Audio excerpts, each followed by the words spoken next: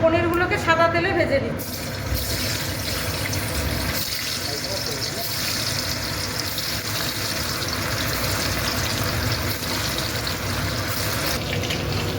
পনিরগুলো হালকা করে ভেজে নিলাম। পনির ভাজার তেলে ফোড়নে দিয়ে দিচ্ছি এলাচ, গরম মশলা, শুকনো জিরে, সাদা জিরে আর শুকনো লঙ্কা। ফোড়ন থেকে একটা খুব সুন্দর গন্ধ বার হচ্ছে। এর মধ্যে দিয়ে দিচ্ছি 1 চামচ আদা বাটা। গন্ধটা চলে গেছে।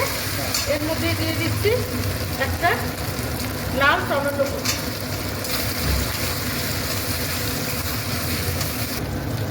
1/2 চামচ জিরে গুঁড়ো, 1/2 চামচ ধনে গুঁড়ো,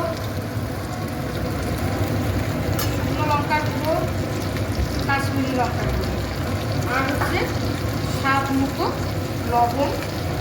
আর এই পোস্ত বাটা দিয়ে একটু কষিয়ে নেব মশলাটাকে। পোস্ত গ্রেভিটা ফুটে গেছে। এবার দিয়ে দেবো স্বাদ মতো চিনি।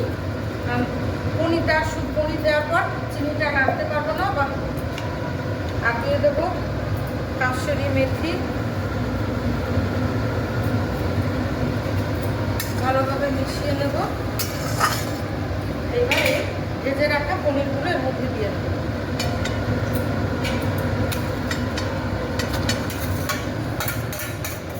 খুব হালকা করে খুন্তিটা দিয়ে নেড়ে নেব।